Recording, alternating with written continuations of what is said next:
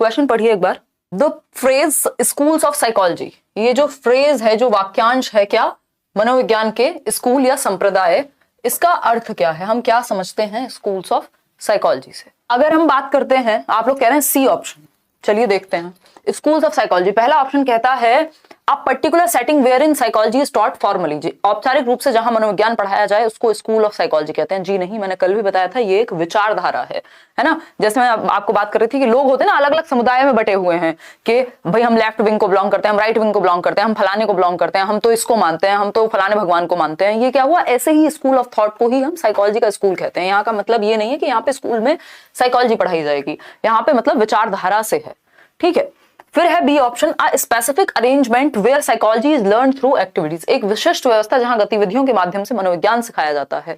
ये भी कहना गलत होगा, ठीक है, कि जहां पे मनोविज्ञान सिखाया जाए। The different set of approaches and beliefs used by different people to study psychology, यानी मनोविज्ञान का अध्ययन करने के लिए अलग अलग लोगों द्वारा उपयोग किए जाने वाले दृष्टिकोणों और विश्वासों के विभिन्न सेट, यानी स्कूल ऑफ थॉट अलग अलग लोगों द्वारा माने जाने वाले। ये बात तो ठीक लग रही है। ये जो आपने अब तक के जितने भी हमने पिछली 2-3 क्लास में जो भी पढ़ा है, आज के क्वेश्चन से आपका पूरा रिवीजन हो जाएगा। फिर है D option, a school where teachers practice psychological methods to teach children, यानी एक ऐसा स्कूल है जहां पे जो है वो टीचर्स साइकोलॉजिकल मेथड्स को प्रैक्टिस करते हो। ये कहना बिल्कुल ही गलत होगा। ये कोई स्कूल नहीं है, इसका मतलब लिटरली स्कूल नहीं है, इसका मतलब एक विचारधारा से है, जो कि सिर्फ सी ऑप्शन में दर्शाई गई है।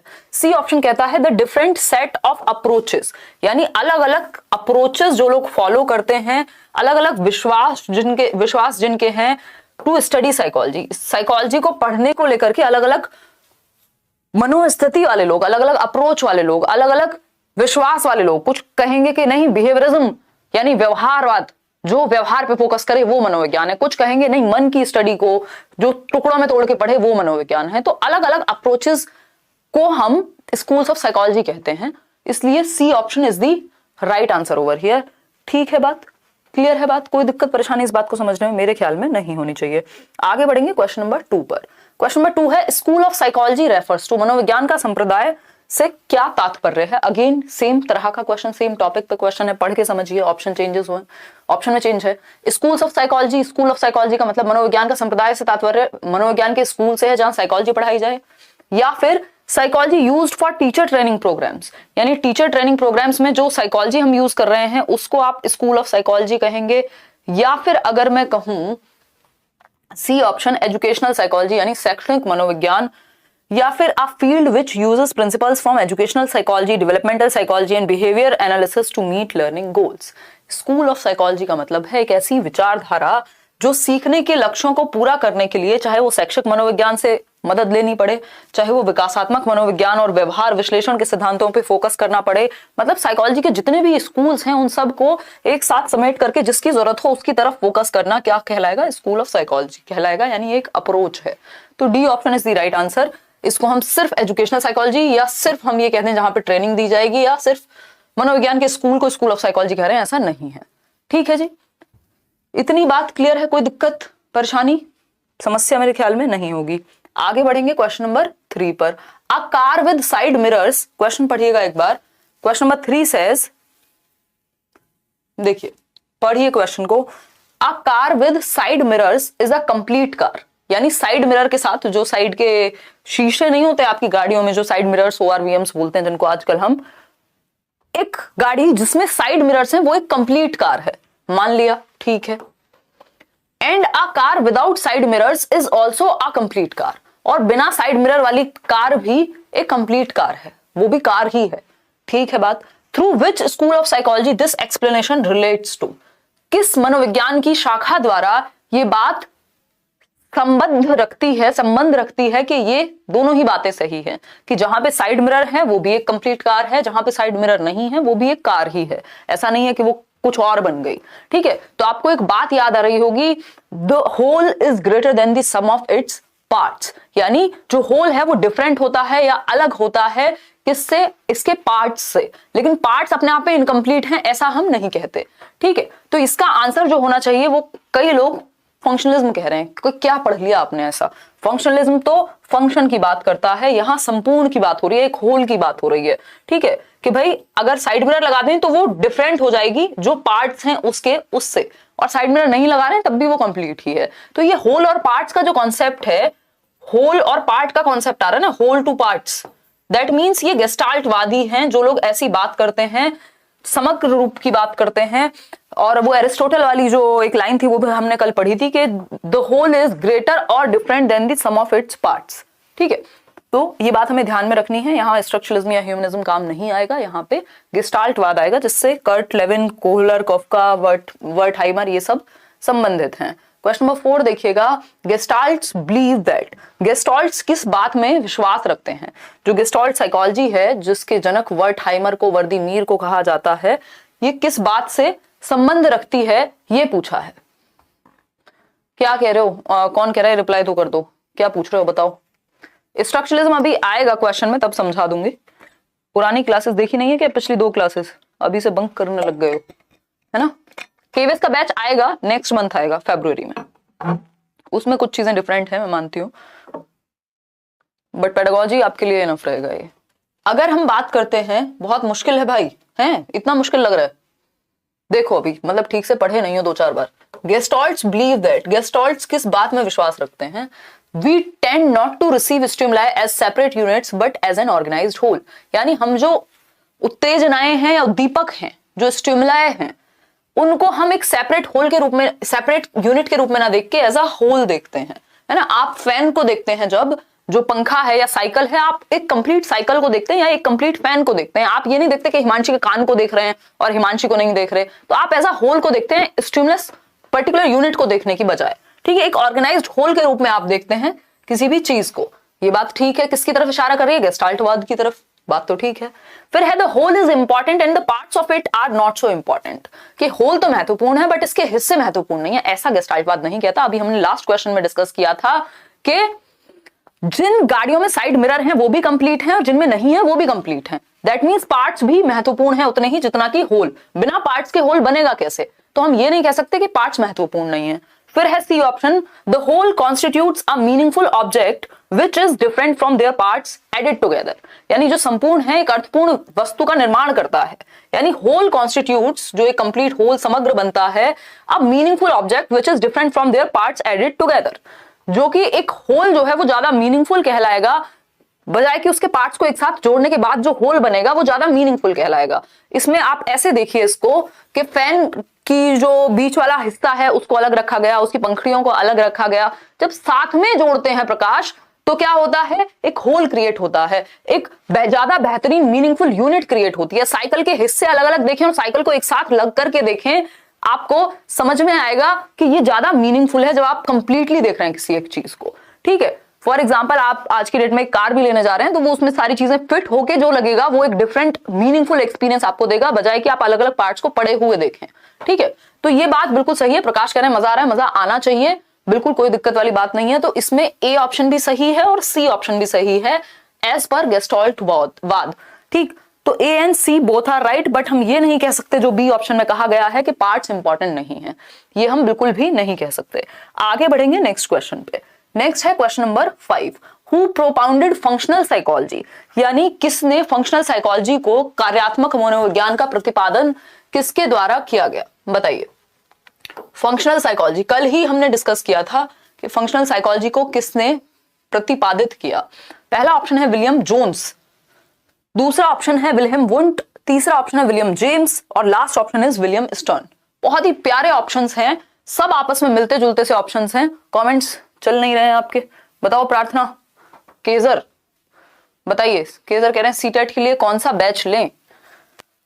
आप सिर्फ पहले पेडागोजी पढ़ लो, उसके बाद जब जो बैच आए सीटेट का तब उसको पढ़ लेना। अभी के लिए सिर्फ पेडागोजी पढ़ लो। अजीत कह रहे हैं बी। अजीत बिल्कुल गलत कह रहे हैं आप। सी जितने भी लोग कह रहे हैं वो सही कह रहे हैं। इस वीडियो को देखने के लिए पिछले 2 वीडियो आपको देखे होने चाहिए, नहीं तो दिमाग में बात जमेगी नहीं। ठीक है, देखिए एक बार, अगर हम बात करते हैं विलियम जोन्स की तो ये गलत हो जाएगा। विलियम जोन्स नहीं है, जो फंक्शनलिज्म के प्रतिपादक हैं वो हैं विलियम जेम्स। कौन है? विलियम जेम्स हैं। विलियम जेम्स कार्यात्मक मनोविज्ञान के जनक कहे जाएंगे, जिनकी जो बुक थी उसका नाम था प्रिंसिपल्स ऑफ साइकोलॉजी। ठीक है, 1890 में इन्होंने ये किताब लिखी थी, इसको ध्यान में रखेंगे हम। मैरी विटन कॉल्किंस जो इनकी विद्यार्थी थी, उसकी भी बात हमने कल स्कूल्स ऑफ साइकोलॉजी में की थी, अगर आपको याद आ रहा हो। विल्हेम वुंट जो है वो स्ट्रक्चरलिज्म यानी संरचनावाद के जनक है, ना कि फंक्शनलिज्म के। संरचनावाद इसके अगेंस्ट आया था, किसके? स्ट्रक्चरलिज्म के, सॉरी संरचनावाद इसके ऑपोजिट है, स्ट्रक्चरलिज्म के अगेंस्ट आया था फंक्शनलिज्म। ठीक है जी, चीजें निकल रही हैं माइंड से। अभी तो 2 दिन हुए हैं, अभी एक हफ्ते बाद फिर से रिवाइज करोगे तो और टिकेंगी, फिर रिवाइज करोगे तो और टिकेंगी। आपको क्या लगता है, हमारे पास रिकॉर्डिंग नहीं थी इस बैच की, हम रिकॉर्डिंग दे देते आपको। अगर सिर्फ सारा एक साथ पढ़ लेने से ही हजम हो जाता तो आपको रिकॉर्डिंग मिल जाती। लेकिन ये 3 से 4 महीने का जो बैच चलाया जा रहा है, 3 महीने एटलीस्ट, वो इसलिए तो चलाया जा रहा है ताकि धीरे धीरे धीरे धीरे बेस बने, एक टॉपिक से दूसरा टॉपिक आप कनेक्ट कर पाए। ठीक है, विलियम वुंट और विल्हेम वुंट, देखो जो असली नाम है वो विल्हेम वुंट है, विलियम नहीं है। जो वुंट है वो विलियम नहीं है, वो विल्हेम मैक्सिमिलियन वुंट है जो उनका सही नाम है। ठीक है जी, इतनी बात हमें क्लियर है, कोई दिक्कत परेशानी नहीं है। ये विलियम स्टर्न वो व्यक्ति हैं जो इंटेलिजेंस की बात करते हैं। यू आर कतई जहर इन मनोविज्ञान, 5 ही कह रहे हैं, आंसू आगे मेरे सुन के, बस दिख नहीं रहे हैं आपको खुशी के आंसू।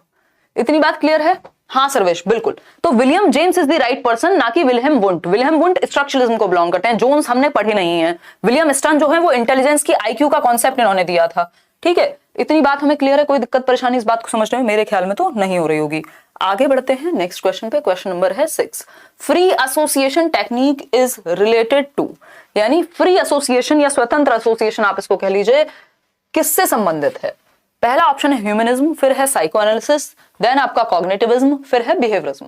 बैच लाइव ही चलेगा, ये बैच बिल्कुल लाइव है। ठीक है, जाहिद ये आप अपनी क्वेरी करियरविल टीम को भेज दीजिए, मैं कोशिश करूंगी आपसे कनेक्ट करने का। फ्री एसोसिएशन किसके द्वारा दिया गया है, फटाफट से बताओ। हो जाएगी जी, हो जाएगी। D+B KVS में पूरी तरह से हेल्प करेगा ये batch. Finally I got enrolled after so many attempts, Chaudhary साहब कह रहे हैं। चलिए जी, बहुत खुशी की बात है, आप पढ़ें, अच्छा करें। A option humanism, free association. यार फ्री विल और फ्री एसोसिएशन 2 अलग वर्ड हैं।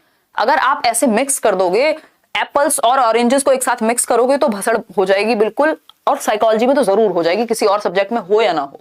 ठीक है, ये फ्री विल लिखा होता तब ह्यूमनिज्म आंसर होता, अगर ये फ्री विल लिखा होता तब ह्यूमनिज्म आंसर होता। यहां लिखा है free association, and free association is related with psycho analysis, मनोविश्लेषणवाद। ठीक है, जिसमें वो फ्रीली बात करते हैं। जब हम कभी उनकी बात करेंगे सिगमंड फ्रॉइड की थियरी की, तब ये बात निकल के आएगी। उनकी एक पेशेंट थी मैडम ओ करके, जिनसे वो बात करते थे बैठ करके। जो साइको एनालिस्ट होते हैं वो क्या करेंगे, आपको दवाई नहीं देंगे, वो बैठेंगे आपके साथ और आपसे बात करते रहेंगे, एक टॉपिक से दूसरा टॉपिक। जैसे आपने वो मूवी देखी होगी जिंदगी, डियर जिंदगी, तो वो जो बंदा है उसमें वो एक तरह से साइको एनालिस्ट का काम करता है, जो कि शाहरुख खान है अपने आप में, जो उनका कैरेक्टर है, और वो आलिया भट्ट से बात कर रहे हैं फ्री एसोसिएशन में। ठीक है, उसी को फ्री एसोसिएशन कहते हैं, जब आपके थॉट्स को फ्रीली बहने दिया जाए, आपसे बस डिस्कशन में चीजें निकल जाएंगी। ठीक, तो ये free association is different from free will. Free will है आपकी फ्री इच्छा, जो कि ह्यूमनिज्म में आती है, जबकि साइको एनालिसिस में फ्री एसोसिएशन आएगा। इतनी बात हमें क्लियर है? कोई दिक्कत परेशानी इस बात को समझने में हो रही हो तो मुझे बताओ। ठीक है, फिर है कॉग्निटिविज्म। कॉग्निटिविज्म यानी संज्ञानवाद। संज्ञानवाद तो थिंकिंग की बात करेगा, ब्रेन संबंधी चीजों की बात करेगा संज्ञानवाद। ठीक है, बिहेवियरिज्म आपका ऑब्जर्वेबल बिहेवियर पे फोकस करेगा, जिसमें हमने वॉटसन वगैरह की बात की थी। ऑब्जर्वेबल बिहेवियर की बात करता है कौन, बिहेवियरिज्म। तो ये छोटी छोटी चीजें हैं जो साइकोलॉजी में आपको याद रखनी पड़ेंगी। ठीक है, बात इतनी बात हमें क्लियर है या नहीं? अगर हम बात करते हैं तो इतनी बात क्लियर है, मनोविश्लेषणवाद जिसके जनक कौन है, सिगमंड फ्रॉइड हैं। ठीक है, ये फ्री एसोसिएशन की बात करेंगे, फ्री विल की बात ह्यूमनिज्म करेगा। इतनी बात क्लियर है हमें? आगे बढ़ेंगे हम नेक्स्ट क्वेश्चन पे। क्वेश्चन नंबर है 7। The school of psychology against structuralism is, संरचनावाद के खिलाफ जो एक मनोविज्ञान का संप्रदाय आया वो कौन है? किसके अगेंस्ट? स्ट्रक्चरलिज्म। स्ट्रक्चरलिज्म किसके द्वारा दिया गया था? विल्हेम वुंट के द्वारा। ठीक है, तो वुंट के अगेंस्ट, और ईबी टिचनर भी इसमें पूरी तरह से शामिल थे, आपको ये बात पता होनी चाहिए।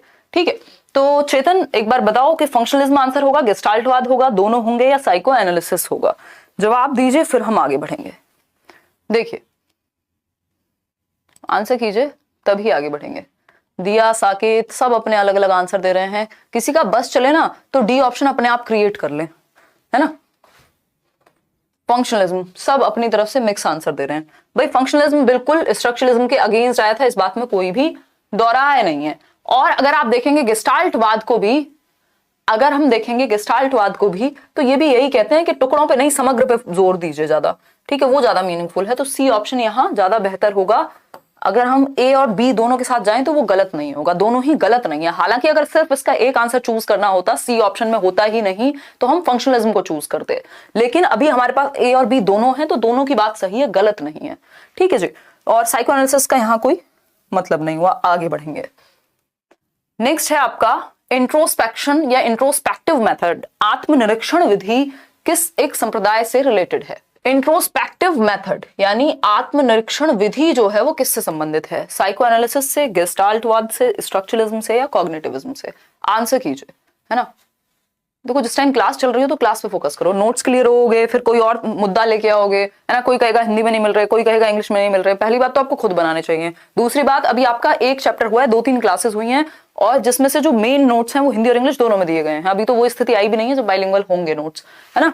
तो अभी से परेशान हो गए, ये क्वेरीज खत्म ही नहीं होती कभी। आप कुछ भी कर लो, मतलब ऐसे वो बिल्कुल हनुमान जी वाला सीन कर लो, आप बिल्कुल चीर के दिखा दो कि ये देखो ये आप ही के लिए हो रही है सारी क्लासेस, ये आप ही के भले के लिए, आपको सब समझाया जाएगा जितना हो सकेगा। फिर भी कुछ लोग होंगे जिनको हमेशा शिकायत रहेगी। इससे पहले 3 क्लासेस हो चुके हैं आपकी, जिसमें से 1 सिलेबस की थी, 2 आपकी टॉपिक की क्लासेस थी, ठीक है। देखिए इंट्रोस्पेक्टिव मेथड यानी आत्मनिरीक्षण विधि की अगर हम बात करते हैं तो ये स्ट्रक्चरलिज्म में है।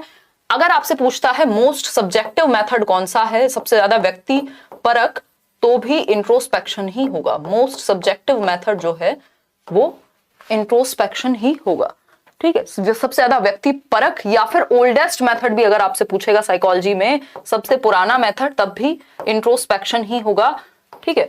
इतनी बात हमें क्लियर है। किससे संबंधित है? स्ट्रक्चरलिज्म से संबंधित है। रिकॉर्डेड क्लास को आप साल भर तक देख सकते हैं भारती, ठीक है। इतनी बात क्लियर है। भाई साइको एनालिसिस में फ्री एसोसिएशन काम करती है, गेस्टाल्टवाद होल के रूप में देखता है चीजों को। ये 2-3 बातें हम याद रख सकते हैं ना, कोई दिक्कत नहीं है। आगे बढ़ेंगे क्वेश्चन नंबर 9 पर। हु डिवाइज्ड रेडिकल बिहेवियरिज्म यानी कट्टरपंथी व्यवहारवाद, या रेडिकल का मतलब होता है बिल्कुल वन साइडेड, सिर्फ एक ही चीज पे फोकस है। रेडिकल बिहेवियरिज्म किसने डिवाइज किया? रेडिकल बिहेवियरिज्म, अगर रेडिकल कंस्ट्रक्टिविज्म की बात करें तो प्याजे एक नाम है जो आपको याद रखना है। अगर यहाँ क्वेश्चन में रेडिकल बिहेवियरिज्म की जगह क्या लिखा होता? रेडिकल कंस्ट्रक्टिविज्म लिखा होता। अगर रेडिकल कंस्ट्रक्टिविज्म लिखा होता तो आप कहते आंसर होगा इसका जीन पियाजे। लेकिन अभी क्या होना चाहिए? रेडिकल बिहेवियरिज्म की जब बात आती है तो हम याद करते हैं बीएफ स्किनर को, बुरहज फ्रेडरिक स्किनर को, ठीक है जी बात। तो आंसर जो है वो यहाँ हमारा सी होना चाहिए। निक के आपका कमेंट हमें मिल रहा है, कुछ बात हो तो पूछिए, ठीक है। रेडिकल बिहेवियरिज्म की बात हो रही है, बिहेवियरिज्म को किसने स्थापित किया? तो वॉटसन आएगा।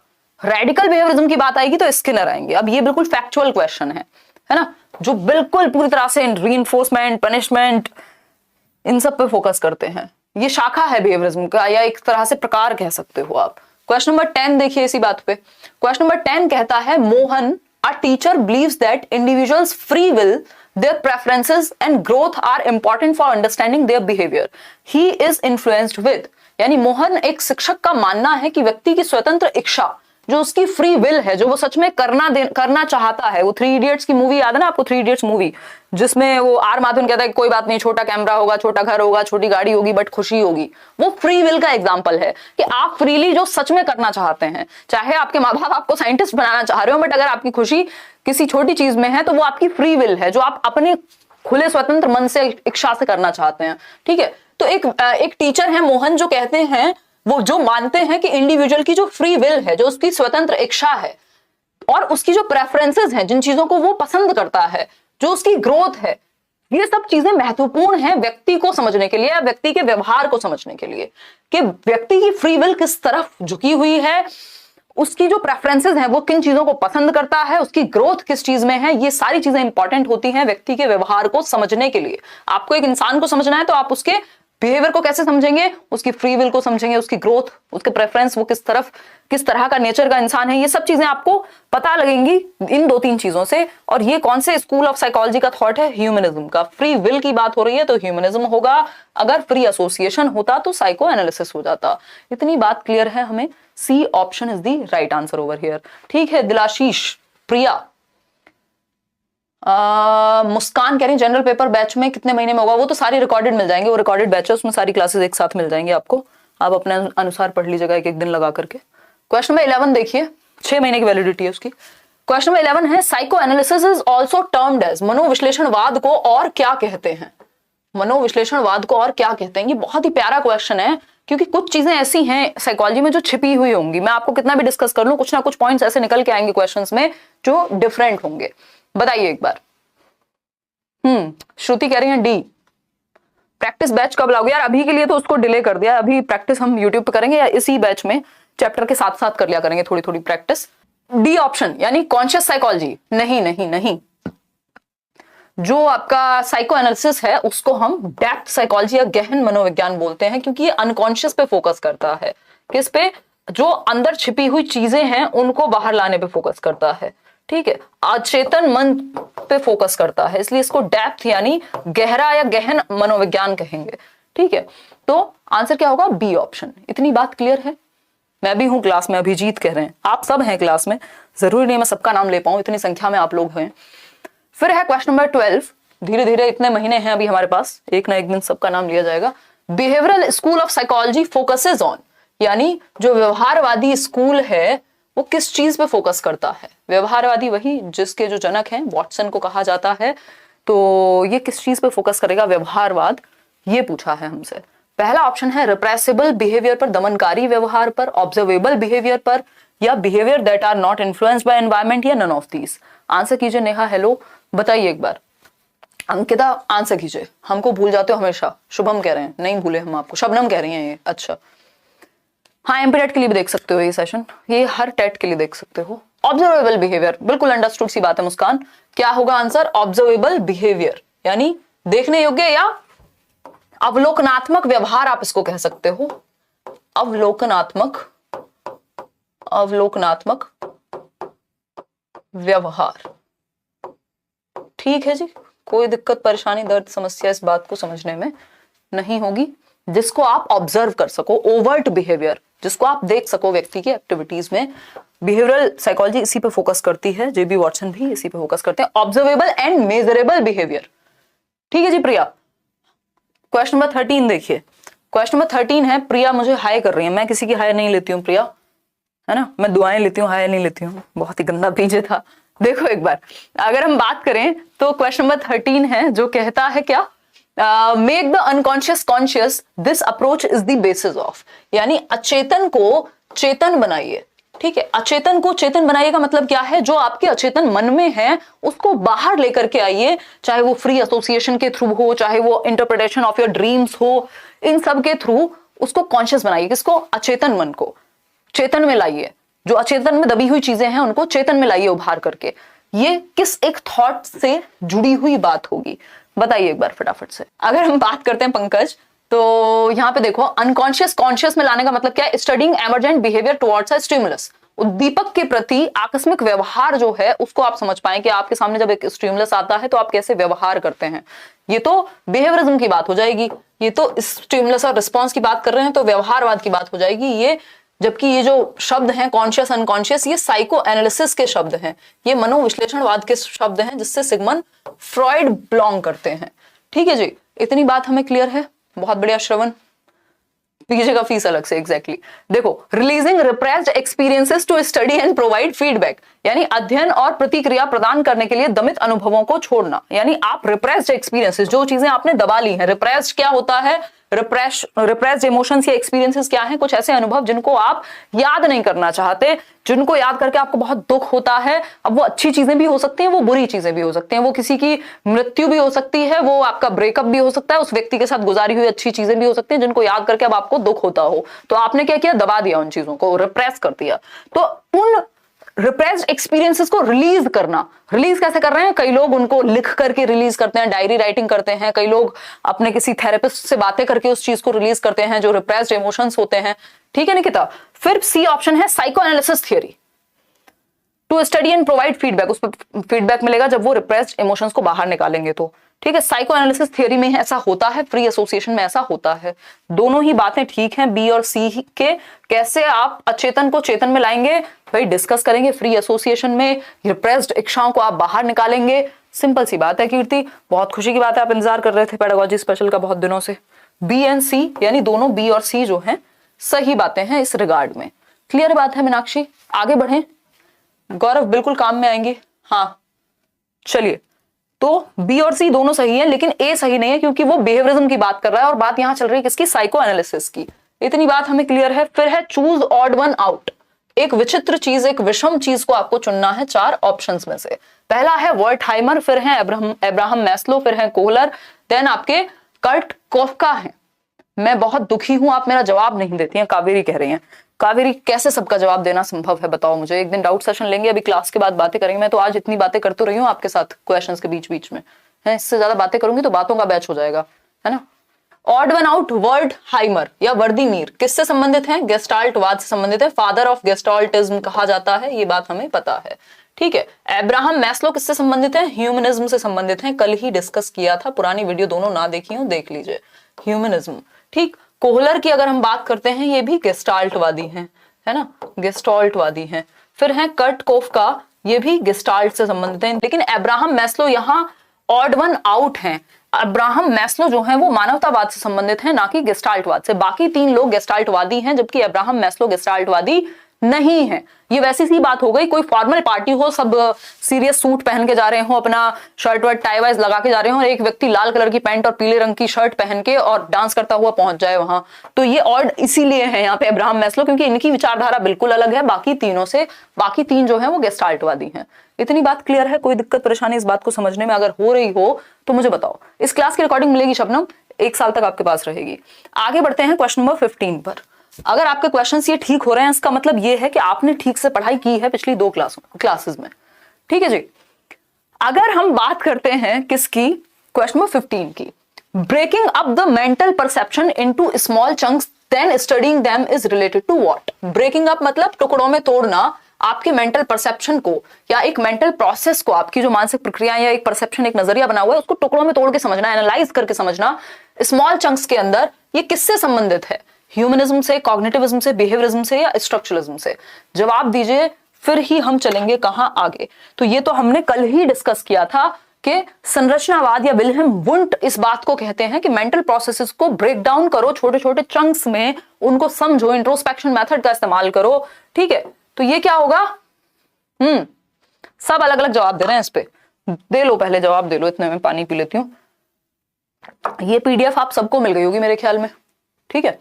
स्मॉल चंक्स में आपकी मेंटल प्रोसेसेस को या परसेप्शन को तोड़ना क्या कहलाएगा, और फिर उनको स्टडी करना स्ट्रक्चरलिज्म कहलाएगा, ठीक है। ये स्ट्रक्चरलिज्म कहलाएगा। यहाँ पे ये नहीं बात हुई कि आपकी थिंकिंग प्रोसेस को समझना, आपके मेमोरी को समझना, आपकी मेंटल प्रोसेसेस को समझना, उस तरह की बात नहीं हो रही। ये कंफ्यूजन यहाँ हो सकती है, कई लोगों को ये कॉग्निटिविज्म लग सकता है, लेकिन जब बात कॉग्निटिविज्म की होगी ना, तो आपको थिंकिंग से जरूर जोड़ेगा। 99% चांस है कि क्वेश्चन में थिंकिंग या कुछ ऐसा जिक्र हुआ होगा जो थोड़ा सा आपको पता लगेगा कि स्पेसिफिक कॉग्निटिविज्म की बात हो रही है। जैसे इस क्वेश्चन में दिया हुआ है वो संरचनावाद की बात हो रही है, ठीक है। तो D option is the right answer over here. अब हम चलेंगे क्वेश्चन नंबर 16 पर। Surabhi thinks that since the way of thinking promotes different behaviours so the thought can not be a behaviour itself, she is a what. Surabhi सोचती है क्योंकि सोचने का जो तरीका है वो अलग अलग व्यवहारों को बढ़ावा देता है, यानी थिंकिंग से बिहेवियर हमारा क्या होगा, डायरेक्टेड होगा, इसलिए विचार स्वयं एक व्यवहार नहीं हो सकता। मतलब थॉट जो है उसको बिहेवियर नहीं कह सकते, क्योंकि थॉट से बिहेवियर आएगा, ऐसा कह रही है। मतलब थिंकिंग पे जोर दे रहे हैं कुल मिला के। और थिंकिंग क्या है, हमारी एक कॉग्निटिव प्रोसेस है। आप अवेयर नहीं है तो सुरभि क्या हुई, एक कॉग्निटिविस्ट हुई। ये व्यवहार को सब कुछ नहीं मान रही, तो बिहेवियरिस्ट नहीं हो सकती हैं, ठीक है। और नेटिविस्ट लैंग्वेज की बात करते हैं, वहां ऐसी यहाँ कोई बात हो नहीं रही है। तो नेटिविस्ट में एक व्यक्ति आप याद रखिएगा, जो आपने पढ़े भी होंगे सीटेट के टाइम पे, या नहीं भी पढ़े हैं तो नॉम चॉम्स्की, ठीक। आगे बढ़ेंगे नेक्स्ट क्वेश्चन पे। क्वेश्चन नंबर है 17। देखिए एक बार क्वेश्चन नंबर 17 को पढ़िए। बिहेवियरिस्ट्स आर प्राइमरीली कंसर्न्ड विद, व्यवहारवादी मुख्य रूप से किस चीज से संबंधित होते हैं, ये पूछा है हमसे। बिहेवियरिस्ट्स आर प्राइमरीली कंसर्न्ड विद, जो व्यवहारवादी हैं वो मुख्य तौर पे किस चीज को ध्यान में रखते हैं, किस चीज से संबंध रखते हैं। तो पहला ऑप्शन है हाउ माइंड फंक्शंस, यानी माइंड कैसे फंक्शन करता है। ये तो फंक्शनलिज्म ध्यान में रखेगा, व्यवहारवादी थोड़ी रखेंगे। What causes mind to function, क्या कॉजेज होते हैं माइंड को फंक्शन करने के। अगेन ये भी व्यवहारवादियों की सोच नहीं है। फिर है if a reaction has happened, यानी यदि कोई प्रतिक्रिया हुई है तो उस प्रतिक्रिया के होने का क्या कारण है, what cause that reaction to happen. तो ये व्यवहार से ही अंदाजा लगाते हैं कि व्यक्ति के मन में क्या चल रहा होगा, कैसा वो व्यक्ति है। ठीक है जी। फिर है D option, which process of mind made someone to produce certain reaction towards a stimulus, यानी कौन सी प्रोसेस है माइंड की जो किसी एक व्यक्ति को एक सर्टेन रिएक्शन देने के लिए क्या करती है, बाधित करती है। अगर प्रोसेस पे फोकस है दैट मीन्स कॉग्निटिविज्म है, ठीक है, दैट मीन्स स्ट्रक्चरलिज्म है, ठीक। लेकिन बात हो रही है व्यवहार की, अगर बिहेवियर पे फोकस है तो बिहेवियरिज्म है, ठीक है। अगर इंटरनल प्रोसेसेस पे फोकस है तो या तो स्ट्रक्चरलिज्म होगा आंसर या फिर कॉग्निटिविज्म होगा। लेकिन यहां बात किसकी हो रही है, व्यवहार की बात हो रही है कि जो एक रिएक्शन यदि किसी का आया है तो उस रिएक्शन के पीछे क्या होगा। तो ये ओवर्ट बिहेवियर, बिहेवियरिज्म की निशानी है। C option is the right answer over here. आगे बढ़ेंगे क्वेश्चन नंबर 18 पर। Which school of psychology focused on how and why the mind functions, किस संप्रदाय ने मनोविज्ञान के ज्योति सिंह इस बात पे फोकस किया है कि मन कैसे और क्यों कार्य करता है, यानी जो माइंड है, how and why the mind functions, कैसे मन जो है वो आपका फंक्शन करता है। तो ये बात कौन करेगा, आंसर देना जरा फटाफट से। मेरा तो गलत हो गया, कोई बात नहीं, कभी सही भी होगा, एक बार गलत होगा तो किस लिए प्रैक्टिस कर रहे हैं हम अभी। नन ऑफ दीज, शिवानी आपने बिल्कुल सही उत्तर दिया है, नहीं तो बाकी लोग तुक्के लगाने में लगे हैं। नन ऑफ दीज क्यों होगा, क्योंकि ये फंक्शनलिज्म होगा इसका सही उत्तर, और फंक्शनलिज्म हमारे ऑप्शन में ही नहीं है, है ना। प्रकार्यवाद हमारे ऑप्शन में ही नहीं है, क्रियात्मकतावाद हमारे ऑप्शन में ही नहीं है, ठीक है। नन ऑफ दीज होगा, ना तो ये बिहेवियरिज्म कहेगा कि कैसे माइंड फंक्शन करता है, ना ये स्ट्रक्चरलिज्म कहेगा, वो तो ये कहेंगे कि मेंटल प्रोसेसेस को ब्रेक डाउन करो, उनका तो कुछ और सी कहानी होगी, वो फंक्शन पे नहीं स्ट्रक्चर पे फोकस करेंगे स्ट्रक्चरलिज्म। और ह्यूमनिज्म जो है वो फ्री विल की बात करेगा, ठीक। तो आंसर जो है वो नन ऑफ दीज होगा, क्योंकि इसका सही आंसर फंक्शनलिज्म होना चाहिए था। फिर है क्वेश्चन नंबर 19, उधर 18 लिखा हुआ है, who propounded the stimulus response bond. SR bond जो है वो किसके द्वारा दिया गया, SR बॉन्ड, ठीक है। ये पेपर में पूछा जा चुका है, पूछा जा सकता है। उद्दीपक प्रतिक्रिया या उद्दीपक अनुक्रिया बंध जो है वो किसने प्रोपाउंड किया। देखो इसको यूज सारे बिहेवियरिस्ट करते हैं, जितने भी व्यवहारवादी हैं ज्यादातर वो इसको सपोर्ट करेंगे। उद्दीपक और अनुक्रिया की बात पूरे व्यवहारवाद में होती हुई मिलेगी आपको, एक नहीं तो दूसरे समय पे, ठीक है। तो फटाफट से समझाइए मुझे कि स्टिमुलस रिस्पॉन्स बॉन्ड की बात किसने की है, जवाब दीजिए बहुत तेजी के साथ। लक्ष्मी ए कह रही है, लक्ष्मी।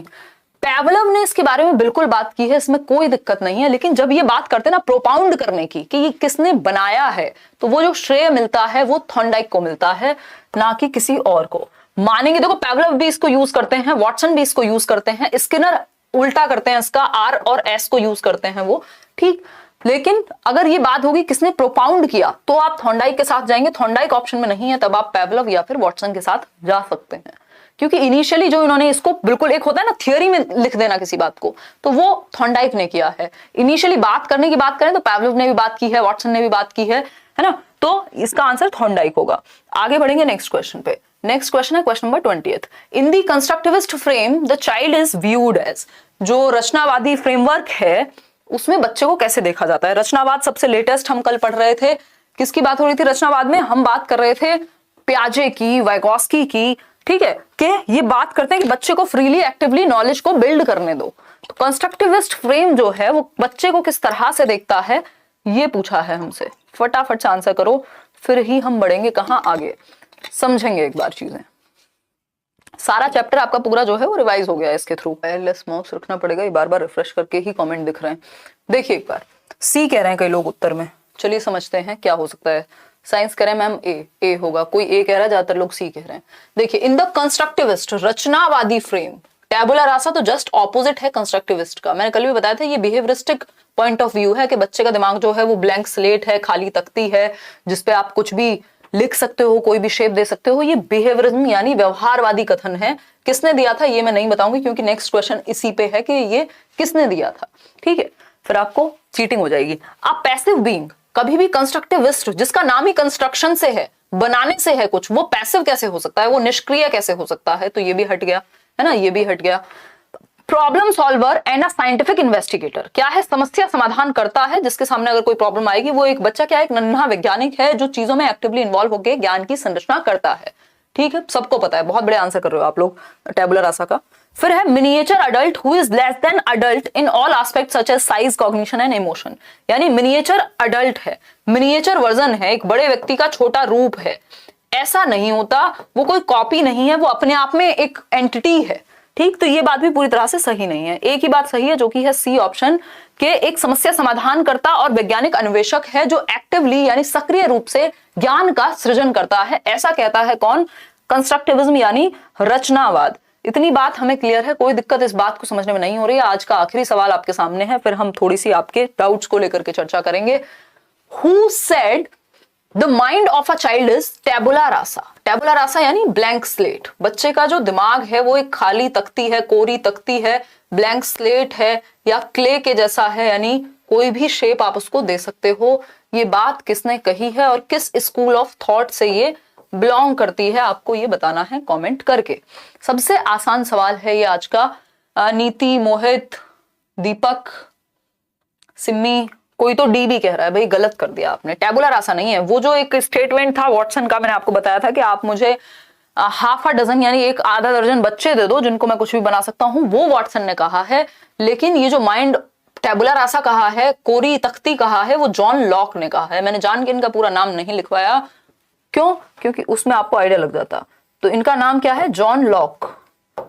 जॉन लॉक ने 17वीं शताब्दी में ये बात कही थी, 17th सेंचुरी में, के बच्चे का जो दिमाग है वो टेबुला रासा है, इस पे आप कुछ भी लिख सकते हो। और ये व्यवहारवादी सोच है एक तरह से। हालांकि एक और स्कूल ऑफ साइकोलॉजी होता है, एम्पेरिसिज्म में विश्वास रखते थे ये, बट अगर आपको ऑप्शन चूज करना होगा तो आप व्यवहारवाद लगाएंगे। ठीक है, थोड़ा सा कॉम्प्लेक्स है ये टॉपिक अपने आप में, क्योंकि ये हम साइकोलॉजी से निचोड़ निचोड़ के चीजें ला रहे हैं आपके पेपर में काम आने लायक। ठीक है, तो लॉक यानी जॉन लॉक, ये जो कथन है वो जॉन लॉक का है। ठीक, इतनी बात क्लियर है, कोई दिक्कत परेशानी इस बात को समझने में नहीं हो रही होगी। C option is the right answer. हमने बात की थी कल, ये अलग अलग जगहें हैं जहां आप चाहें तो जुड़ सकते हैं, कुछ पॉजिटिविटी आपको मिलती रहेगी। बाकी बी योर ओन कांस्टेंट, अपने साथ बने रहें, अपनी मेहनत पर विश्वास रखें।